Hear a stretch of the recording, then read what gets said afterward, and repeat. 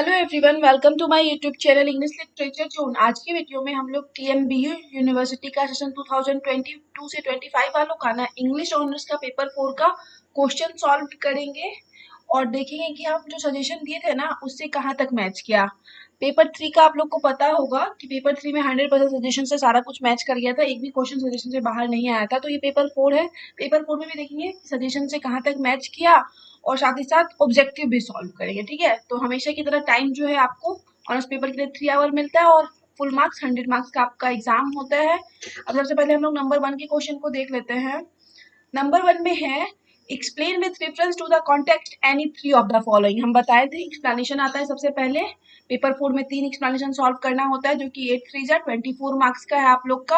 आपके सिलेबस में जो 4 बुक है ना, चारों बुक से एक्सप्लेनेशन दिया हुआ रहता है, लेकिन आपको सॉल्व सिर्फ 3 करना है। हर बुक से 2 एक्सप्लेनेशन दिया रहेगा। सबसे पहले जो नंबर ए में है रीडिंग मैक थे full man conference ready man करके एक्सप्लेनेशन आया हुआ है। तो जो हम एक्सप्लेनेशन वाला सजेशन दिए थे और जो बाद में उसको सॉल्व करके अपलोड किया ना, तो उसमें सबसे पहला एक्सप्लेनेशन हम यही सॉल्व करवा रखे थे।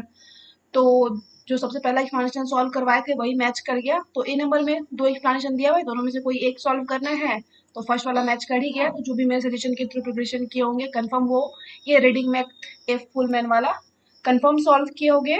बी में आया हुआ है happiness in marriage entirely a matter of chance करके आया हुआ है और इसी के और वाले सेक्शन में है she is tolerable but not handsome enough to tempt मी।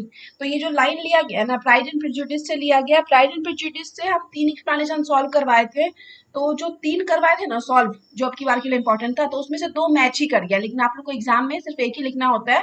ठीक है, तो सबसे पहला एक्सप्लेनेशन यही हम सॉल्व करवाए थे प्राइड एंड प्रेजुडिस से कि सी इज टॉलरेबल, तो ये भी मैच कर गया। उसके बाद सेकंड के बाद थर्ड एक्सप्लेनेशन जो सॉल्व करवाए थे वो happiness in marriage is entirely a matter of chance करवाए थे। तो ये दोनों मैच कर गया, बी नंबर वाला में दोनों मैच कर गया है। तो अगर आप प्राइड एंड प्रेजुडिस का प्रिपेयर करके गए होंगे मेरे सजेशन के अकॉर्डिंग, जो कि हम सॉल्व भी करवा के जिसको कि अपलोड कर रखे थे, तो कंफर्म बी नंबर वाला एक्सप्लेनेशन भी आप अच्छे से सॉल्व किए होंगे। सी नंबर में है happiness was but the occasional episode in a general drama of pain और इसी के और वाले सेक्शन में है he was once my friend करके स्टार्ट है। तो ये जो एक्सप्लेनेशन आया हुआ है ना the mayor of Casterbridge से आया हुआ है। The mayor of Casterbridge से हम पेपर 4 में 2 इंपॉर्टेंट एक्सप्लेनेशन बताए हुए थे सजेशन में और सॉल्व करके भी अपलोड किए हुए, तो दोनों मैच कर गया है।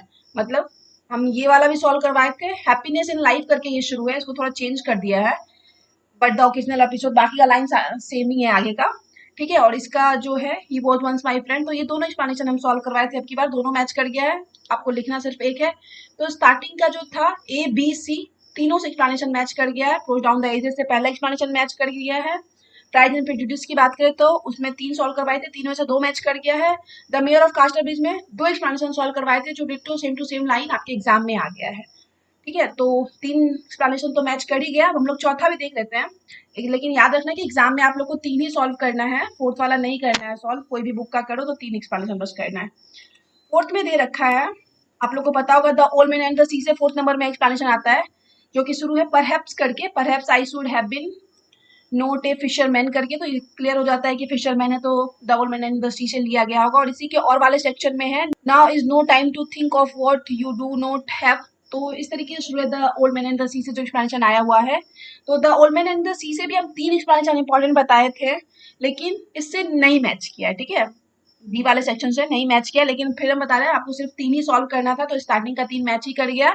चौथा वाला अगर नहीं भी मैच किया, आप इसको नहीं भी सॉल्व किए हो तो कोई दिक्कत नहीं है, आपको सिर्फ 3 ही एक्सप्लेनेशन एग्जाम में सॉल्व करना था, चाहे आप कोई भी बुक का करो, हर बुक से एक एक। ठीक है, तो नंबर 1 वाला सेक्शन जो कि एक्सप्लेनेशन था वो पूरी तरह मेरे सजेशन से मैच कर गया।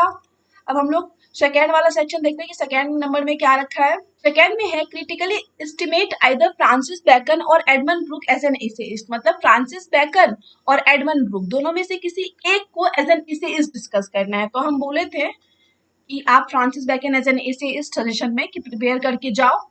और इसी के और वाले सेक्शन में दिया हुआ है attempt critical appreciation of either Dante and Shakespeare और जायंट डिस्पेयर। मतलब डेंटे एंड शेक्सपियर को डिस्कस करना है या फिर जायंट डिस्पेयर को करना है। तो हम जायंट डिस्पेयर भी याद करके जाने बोले थे। तो वो सेकेंड वाले सेक्शन में से ना हम जो सजेस्ट किए हुए थे 4 क्वेश्चन पढ़ने के लिए बोले थे, तो 4 में से 2 मैच ही कर गया है। एक Francis Bacon as an essayist match कर गया, एक जायंट डिस्पेयर मैच कर गया है। लेकिन आपको एग्जाम में कोई एक सॉल्व करना था, तो आप कोई भी अगर Francis Bacon as an essayist prepare करके गए होगे तो वो लिखे होगे, या फिर जायंट डिस्पेयर प्रिपेयर करके गए होगे तो वो लिखे होगे। तो सेकेंड सेकेंड नंबर वाला ऑप्शन भी जो है वो सजेशन से 100% मैच कर गया। अब थर्ड नंबर में आते हैं। थर्ड में आया हुआ है comment on Jane Austen use of irony in pride and prejudice. तो ये वाला क्वेश्चन आपकी बार के लिए इंपॉर्टेंट नहीं बताए हुए थे। और थर्ड के और वाले सेक्शन में है sketch the character of either Elizabeth Bennet और डार्सी। मतलब यहाँ पे एलिजाबेथ बेनेट या फिर डार्सी दोनों में से किसी एक का कैरेक्टर स्केच डिस्कस करना होता है। ये चीज ध्यान रखिएगा, जब भी ऐसे बीच में और डाल देना तो दोनों में से किसी एक का कैरेक्टर स्केच डिस्कस करना होता है, कोई एक क्वेश्चन सॉल्व करना होता है। जैसे यहाँ भी और डाल रखा है, दोनों में से एक क्वेश्चन सॉल्व करेंगे, तो यहाँ भी दो कैरेक्टर स्केच के बीच में और डाल रखा है, तो या तो एलिजाबेथ बेनेट का कैरेक्टर स्केच डिस्कस करेंगे या तो फिर डार्सी का कैरेक्टर स्केच डिस्कस करेंगे। हम प्राइड एंड प्रेजुडिस से बोले थे आप लोगों को कि एलिजाबेथ बेनेट का कैरेक्टर स्केच प्रिपेयर करके जाओ, और एग्जाम के 3 या 4 दिन पहले एलिजाबेथ बेनेट का कैरेक्टर स्केच हम अपलोड भी किए थे यूट्यूब पे, 3-4 दिन पहले ही किए थे। ठीक है, तो 14 मार्क्स का ये लॉन्ग क्वेश्चन है, तो ये वाला सेक्शन से भी मैच कर गया। एलिजाबेथ बेनेट का कैरेक्टर स्केच हम पढ़ के जाने बोले थे सजेशन में, और इस पर वीडियो भी अपलोड कर दिए थे। उसके बाद फोर्थ नंबर वाले सेक्शन में है write a note on Hardy's philosophy of life with special reference to the mayor of Casterbridge. Mayor of Casterbridge से क्वेश्चन आया हुआ है। इसी के और वाले सेक्शन में sketch the character of Michael Henchard. तो माइकल हेंचर्ड का कैरेक्टर स्केच पूछा हुआ है। तो इस वाले में बोले थे कि आप लोग समरी प्रिपेयर करके जाओ, और एक role of fate and chance in the mayor of Casterbridge बोले थे पढ़ के जाने। तो नहीं मैच किया है, बट हम आपको हमेशा बोलते हैं कि समरी प्रिपेयर करके जाओ। अगर गलती से कोई क्वेश्चन ना मैच करे तो उसमें आप समरी लिख सकते हो। ठीक है, समरी लिखने से भी आप लोग को अच्छा मार्क्स मिल जाता है एग्जाम में, अगर आप समरी को अच्छे से लिखते हो तो। अब हम लोग फोर्थ के बाद फिफ्थ वाला सेक्शन देख लेते हैं। फिफ्थ में आया हुआ है discuss the main theme of the novel the old man and the sea. The old man and the sea का थीम डिस्कस करने बोला हुआ है। इसी के और वाले सेक्शन में give a character sketch of Manolin. Manolin का कैरेक्टर स्केच डिस्कस करने बोला हुआ है। तो हम अब की बार बोले थे सजेशन में कि आप लोग the old man and the sea का थीम कंफर्म पढ़ के जाओ, और हम ये भी बताए थे कि हम ना समरी को ही इस तरीके से लिखे हुए हैं कि उससे 2-3 क्वेश्चन का आंसर कवर अप हो जाए। थीम वाला आंसर कवर अप उससे ही हो जाता है, इस वजह से हम थीम पे स्पेशली वीडियो अपलोड नहीं किए हुए हैं। तो the old man and the sea का भी आप लोग समरी कंफर्म लिखे होंगे, क्योंकि समरी में ही हम डिस्कस कर दिए थीम से रिलेटेड चीजें भी। ठीक है, तो ये वाला सेक्शन भी मैच कर गया, जो हम सजेस्ट किए थे उससे लगभग सारा कुछ मैच कर गया। अब हम लोग 6 नंबर में match column A with column B, मतलब मैच करने वाला पूछ रखा है 5 मार्क्स का, वो डिस्कस करेंगे। ठीक है, सबसे पहले जो है ए नंबर में द पिलग्रिम प्रोग्रेस है, तो इसको हम लोग देख लेते हैं किससे मैच करना है। नीचे ऑप्शन दे रखा है दूसरे पेज में। तो पिलग्रिम प्रोग्रेस जो है आप लोग का मैच हो जाएगा ये जॉन बनियन से। उसके बाद सेकेंड नंबर में है स्टैटिक एक्सपीरियंस, तो स्टैटिक एक्सपीरियंस जो है वॉल्टर पैटर से मैच हो जाएगा।